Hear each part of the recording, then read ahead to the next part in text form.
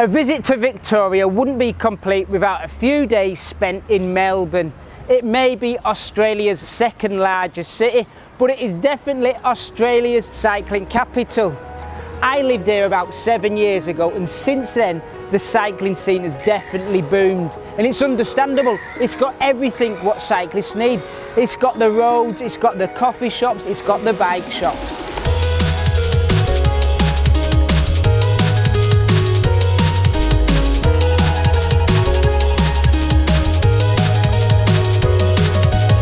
What better place to end our trip than in the capital of Victoria, Australia's second biggest city. There are so many things that make Melbourne a great cycling city, but maybe the cycling culture is the thing that makes it the most special.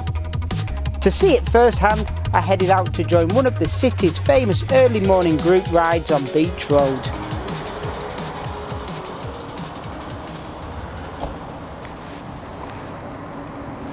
Good morning, it is early doors. We are up and out at 5:45.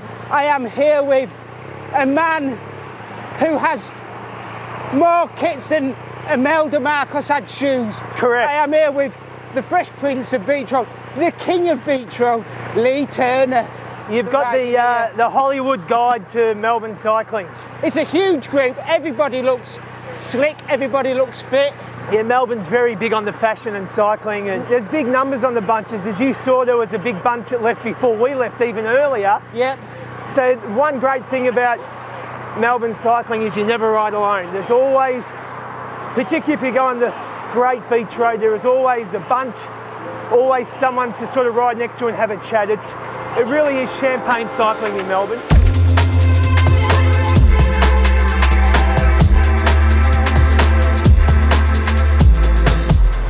Now I'll let you into a little secret. I've been to Melbourne quite a few times, and first time back in 2004. Cycling has boomed, I think, since then. The groups are huge. You feel safe. Look at these guys. Morning. They're everywhere. It's awesome.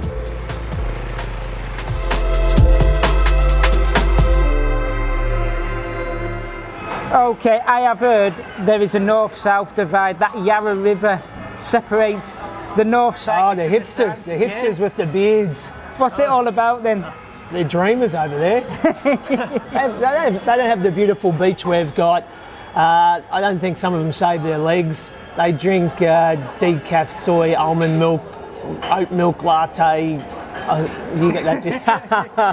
But no, look, everyone loves everybody, but yeah, I much prefer riding this side of town. Yeah. It's beautiful over here. I'm sure it's beautiful there, but I'm south side through and through.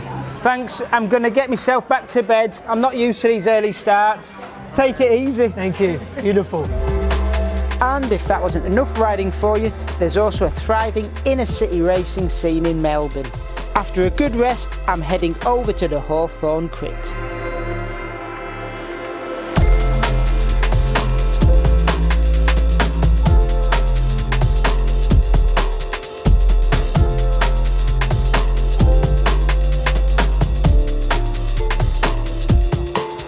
If you think I was going to race tonight, more fool you.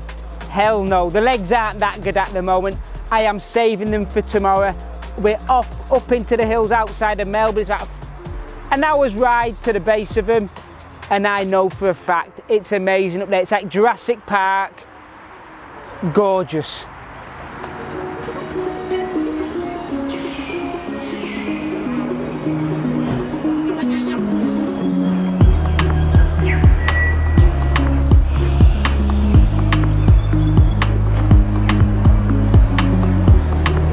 It is a lovely morning. We are up and out early. I am here with Andy White.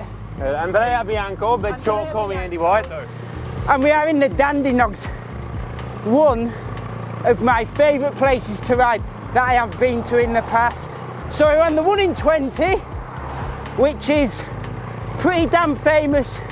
If you're from Melbourne, it's the testing ground of your professionals who live around it, your local legends. See how good you're going. It is. Well, in the 70s, a young Phil Anderson would accompany the Sansonetti brothers on training rides out here. Really? And that's how he earned his stripes, because you had to be a real hitter to even get invited. Much like us then. Correct. Real hitters. Real hitters. We're hitters in the dad weight.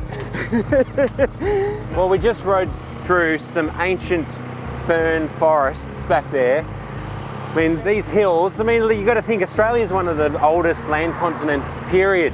So a lot of the trees around here, hundreds, thousands of years old, until they put a road in, and then we get the opportunity to discover them. And you look out and you can just imagine what Australia must have been like.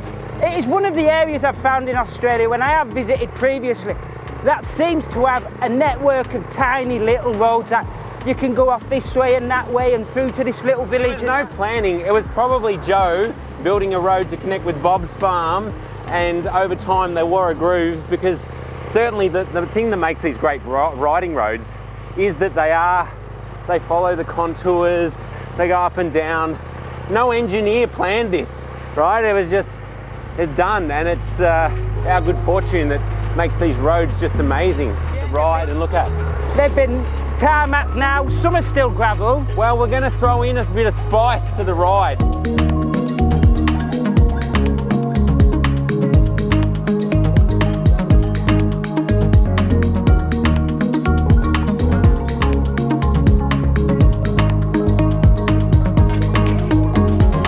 Gravel down.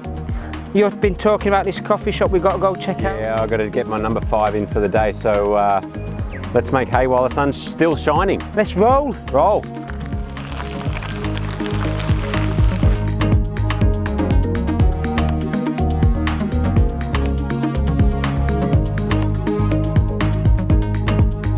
Here we are.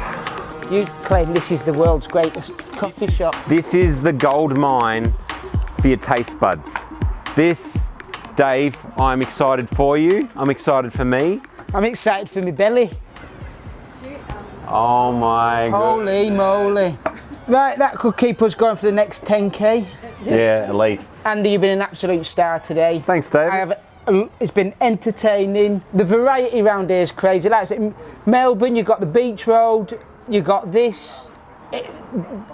Variety all over. Exactly. Yeah. Exactly. Come and taste it.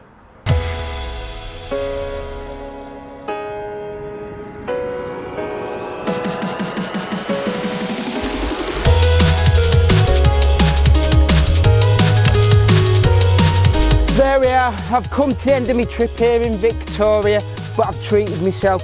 I've dragged myself out to Arthur's Seat. It is a pretty famous climb around here, used every year, well pretty much every year, in the Herald Sun Tour as their queen stage, their toughest stage climb. I hope you have enjoyed these videos as much as I have enjoyed riding here. If you have, click that subscribe button. It is completely free and you'll find a bunch more videos just like this. Anyway, I'm gonna get out of here, ride my bike a bit more.